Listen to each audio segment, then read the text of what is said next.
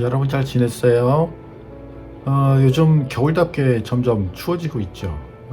코로나 확진자까지 매일 역대 최고치를 경신하고 있어서 여러분 건강 위해서 목사님도 매일 기도하고 있어요. 여러분 건강하고 씩씩하게 잘 지내줬으면 하는 마음 늘 간절해요. 여러분 우리 매일 큐티도 굉장히 중요합니다. 여러분들에게 매달 이제 매일 큐티 책이 나가지만 여러분들에게 그렇게 큐티 책을 보내는 것은 우리의 몸의 건강이 중요한 만큼 영적 건강, 하나님의 말씀을 통해서 이룰 수 있는 영적 건강도 매우 중요한 거예요. 그러니 매일 잠깐의 시간을 내서 길지 않으니까 꼭 읽고 묵상하는 시간 가졌으면 좋겠습니다. 자, 오늘도 말씀 묵상 함께 나눠볼까 해요. 오늘은 사사기 19장 1절부터 10절에 있는 말씀 함께 나누도록 하겠습니다. 오늘도 이렇게 함께 말씀 나눌 수 있도록 허락해 주신 하나님께 먼저 감사드리고요. 오늘 주신 귀한 말씀 함께 읽어볼까요?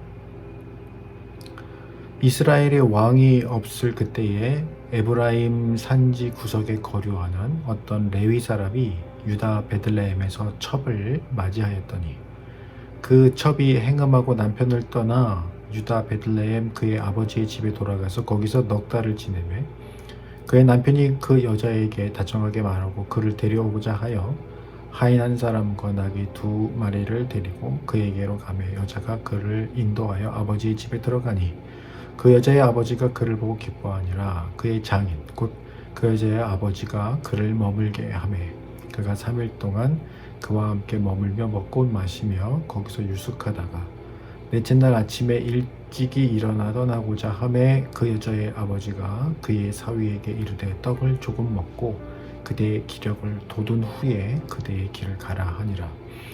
두 사람이 앉아서 함께 먹고 마시매 그 여자의 아버지가 그 사람에게 이르되 청하노니 이 밤을 여기서 유숙하여 그대의 마음을 즐겁게 하라 하니 그 사람이 일어나서 가고자 하되 그의 장인의 간청으로 거기서 다시 유숙하더니 다섯째 날 아침에 일찍이 일어나 떠나고자 하매 그 여자의 아버지가 이르되 청하노니 그대의 기력을 돋우고 해가 기울도록 머물라 하므로 두 사람이 함께 먹고 그 사람이 첩과 하인과 더불어 일어나 떠나고자 하매 그의 장인 곧 그 여자의 아버지가 그에게 이르되 보라 이제 날이 저물어 가니 청하건대 이 밤도 유숙하라.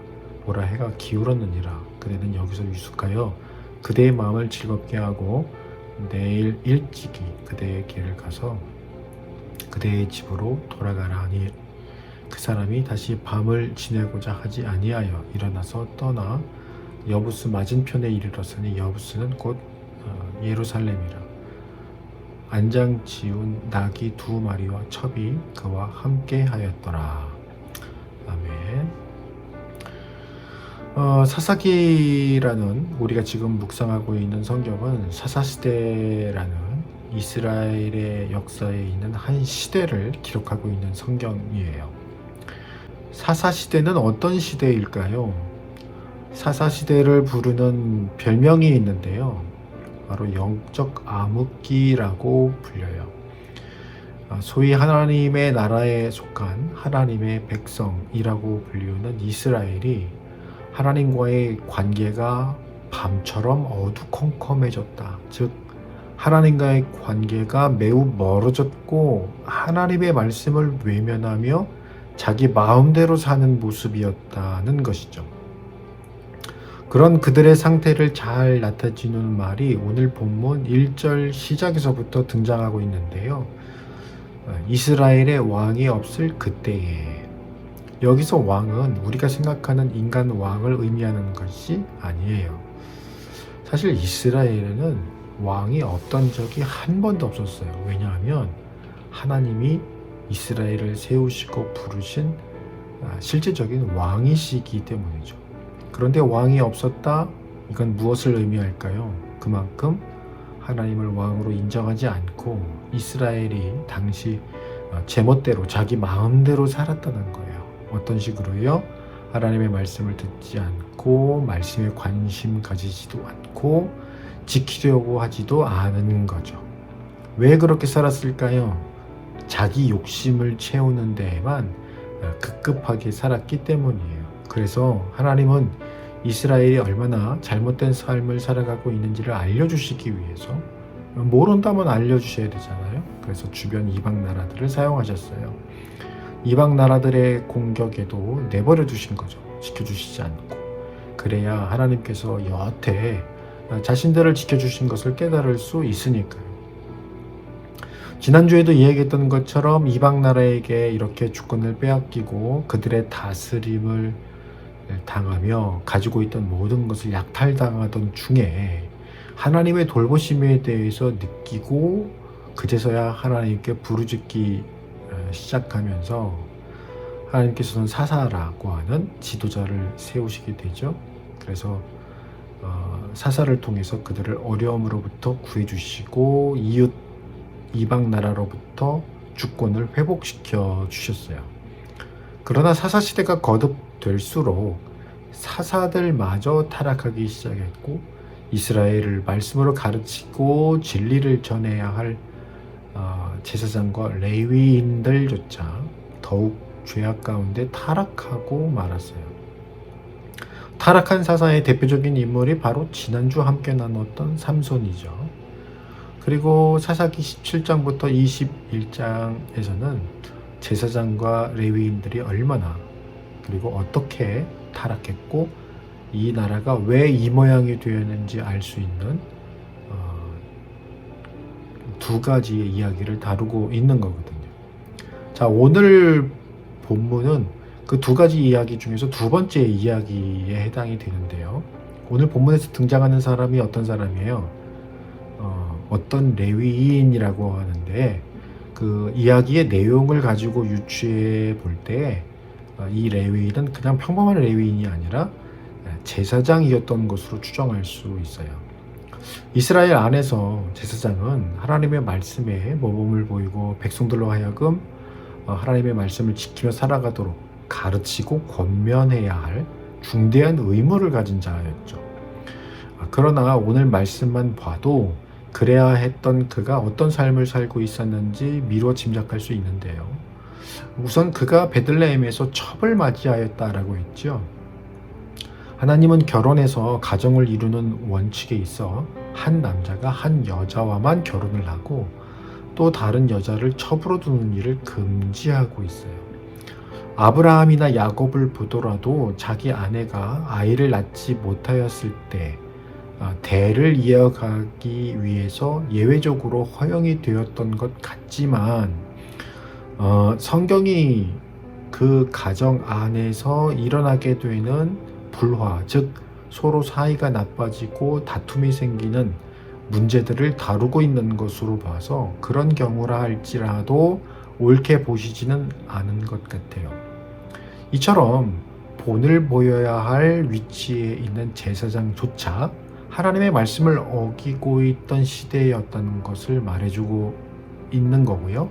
그리고 그 이스라엘 사회가 얼마나 타락했었는지를 단적으로 보여주는 그러한 사건이다라고 볼 수 있죠.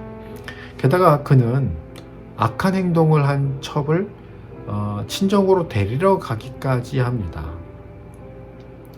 악한 행동을 한 사람을 멀리해야 할 제사장임에도 불구하고 말이죠. 자기의 첩을 데리러 가서도 그의 잘못된 행동이 계속되는데요. 그를 바로 데리고 나온 것이 아니라 제사장을 한사코 붙잡는 그 여자의 아버지의 말에 못 이기는 척하면서 먹고 마시며 며칠을 보내는 바람에 그 집을 떠날 적당한 시기를 놓치고 맙니다. 그 바람에 제사를 드려야 할 시일에 임박하여서 그것도 늦은 저녁 시간에 출발하면서 앞으로 일어나게 될 비극의 서막을 열게 되는 거죠. 그러니까 빌미를 제공하게 된 거예요. 이건 누구를 탓한 일이 아닌 거예요. 이 문제를 만든 첫 번째 사람이 바로 이 제사장이라는 것을 말씀이 우리에게 이야기해 주시는 것이죠. 그러면 어떤 일이 일어났느냐, 어떤 비극적인 일이 일어났느냐, 이거는 좀 여러분들에게 소개하기에는 너무 좀 끔찍한 일이 일어나요. 아주 끔찍한 일이 일어나요. 그래서 여기서 여러분에게 이야기해 줄 수는 없을 것 같아요. 다만 이런 비극적인 일이 일어남으로 말미암아 이스라엘에 12지파가 있다고 그랬죠. 12지파 가운데 베냐민 지파라고 하는 한 지파가 완전히 그 대가 끊기고 멸절될 뻔한 위기까지 가기도 해요. 굉장히 큰 비극이 일어났던 거죠. 자, 오늘 이 말씀을 통해서 우리는 어떤 교훈을 받을 수 있을까요? 영적 암흑기라 불리울 만큼 하나님의 말씀을 멀리하고 하나님을 왕으로 인정하지 않고 예배를 중요시하지 않았던 사사시대와 오늘날 우리가 살아가고 있는 이 시대는 지극히 닮아 있다는 거예요. 여기서 제사장이라고 해서 그러면 이 말씀은 목사님처럼 말씀을 가르치고 전하는 사람에게만 국한된 얘기가 아니에요? 라고 생각할지 모르겠지만 예수님 십자가 사건 이후로 예수님을 믿는, 예수님을 따르는 모든 사람을 성경은 왕 같은 제사장이다 라고 말씀을 하였단 말이에요. 그렇기 때문에 우리 모두가 기억해야 할 그러한 말씀이 돼요. 왜냐하면 우리 모두에게 성령을 허락하심으로써 말씀을 가르치고 전하는 사람으로 우리 모두를 부르셨기 때문이죠. 예배를 소홀히 여기는 것, 하나님과의 관계를 위해 필수적으로 필요한 기도와 말씀을 멀리하는 것, 하나님이 주시는 은혜와 사랑에 감사하지 않고 겸손하지 않고 교만한 모든 모습들이 영적 어둠에 빠지게 하는 일들이며 또 영적 어둠에 빠진 증거가 된다라고 하는 사실입니다. 사랑하는 여러분, 우리가 지금 대림절 기간을 보내고 있는데요. 이때가 되면 크리스마스 트리를 장식하고 선물을 기대하고 성탄절을 기다리고 하게 되죠. 그러나 무엇보다 중요한 건 한 번 오신 예수 그리스도께서 다시 오시겠다라고 약속하셨는데 다시 오실 예수님을 기다리며 지혜롭게 준비하는 삶인 거예요. 그것에 소홀한 것을 성경은 어리석다라고 말씀하셨거든요. 목사님은 여러분 모두가 지혜로운 사람이 되어서 예수님 다시 오셨을 때 모두 다 예수님께 칭찬받는 그런 천국 백성들 되기를 간절히 소망합니다. 기도하겠습니다. 사랑의 주님, 대림절 기간을 보내면서 다시 오실 예수님을 지혜롭게 맞이할 준비를 하는 사람들 다 되기를 소망합니다. 우리 사랑하는 선생님들과 우리 살아가는 친구들 모두가 하나님의 말씀을 가까이 하고 또 기도하는 시간을 하나님 앞에 구별해 드림으로써 날마다의 삶을 마치 대림절과 같이 늘 준비하고 지혜롭게 살아가는 우리 귀한 친구들 다 될 수 있게 도와주시옵소서. 예수님 이름으로 기도합니다. 아멘.